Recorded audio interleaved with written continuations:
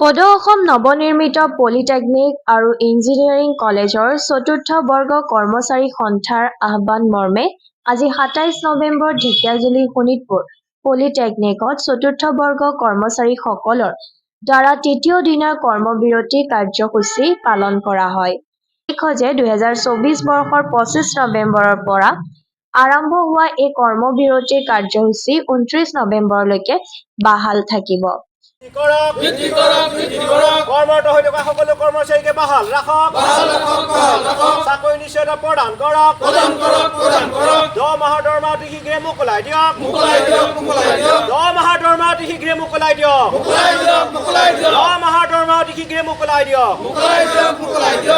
বিক্ষোভ কাৰ্যসূচীত আজি সদৌ অসম নৱনিৰ্মিত পলিটেকনিক আৰু ইঞ্জিনিয়াৰিং কলেজৰ চতুৰ্থ বৰ্গ কৰ্মচাৰী সন্থাৰ উপদেষ্টা প্ৰদীপ কুমাৰ নাথ আৰু সংস্থাৰ যুটীয়া সম্পাদক তেনজিং বড়ো, লগতে কুলেশ্বৰ হাজৰিকা, প্ৰসন্ন বড়ো, দীপা আগৰৱালা, দীপক শৰ্মা, ধৰণী বড়ো, জয়ন্ত বড়ো, বিশেশ্বৰ কুৰ্মী, অনুৰাগ শইকীয়া, হেমন্ত ৰাভা, ফুল্লেশ্বৰ দাস প্ৰমুখ কৰি শোণিতপুৰ পলিটেকনিকৰ প্ৰায়খিনি চতুৰ্থ বৰ্গ কৰ্মচাৰী উপস্থিত থাকে।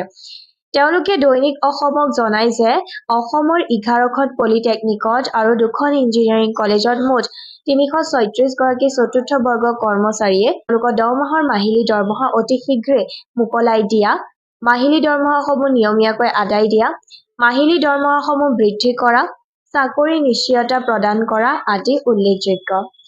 উল্লেখ্য যে আজি কৰ্মবিৰতি কাৰ্যসূচীয়ে শিক্ষানুষ্ঠানখনতো প্ৰভাৱ পেলাইছে বুলি শোণিতপুৰ পলিটেকনিকৰ অধ্যক্ষ ৰাধাকান্ত কলিতাই জনাইছে। তেখেতসকলৰ লগত ইণ্টাৰেকশ্যন কৰি পেলাই অলপ গম পাইছে বস্তুখিনি, বিষয়খিনি। আমাৰ অলৰেডি 11খন নতুন পলিটেকনিকৰ যিসকল গ্ৰেড 2 এপইণ্টমেণ্ট দিয়া হৈছিলে তেওঁলোকক আউটচোৰ্চিং কৰি পেলাই দিয়া হৈছিলে। আজি 2017 চনৰ পৰা এতিয়ালৈকে চৰকাৰে তেওঁলোকৰ চাকৰি নিয়মীয়াকৰণ বা দৰমহা নিয়মীয়াকৰণ বা দৰমহাৰ বেতন বৃদ্ধি ইত্যাদি তেওঁলোকৰ যিখিনি দীৰ্ঘদিনীয়া কাৰ্যসূচী আছে এইখিনিৰ ওপৰত চৰকাৰে যেনেকৈ গুৰুত্ব দিব লাগিছিলে সিমানখিনি দিয়া উপলব্ধি হোৱা নাই। আৰু আমাৰ এইখন টেবুলৰ পৰা মই ক'বলগীয়া এইখিনিয়ে, গোটেই বস্তুখিনি আমাৰ প্ৰিন্সিপালসকলৰ হাতত ইয়াৰ কোনো এখতিয়াৰ নাই।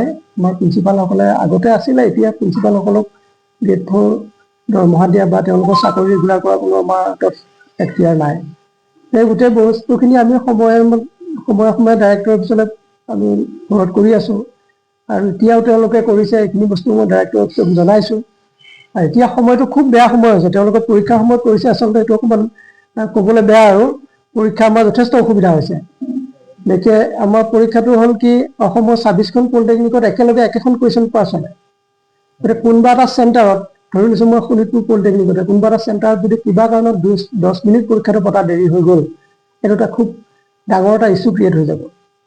কুৱেশ্যন পেপাৰ ভাইৰেল হোৱাকে ধৰি বহুত ধৰণৰ প্ৰব্লেম আহি যাব। গতিকে এইটো সময়ত তেওঁলোকে কৰিছে। এতিয়া আমি তেওঁলোকৰ ন্যায্য দাবীৰ ওপৰত আমাৰো সহানুভূতি আছে, কিন্তু এইটো সময়ত কৰাটো অকণমান আমাৰ কাৰণে অসুবিধা হৈছে। আমি যথেষ্ট কষ্ট কৰি পেলাই পৰীক্ষাটো চলাবলগীয়া হৈছে।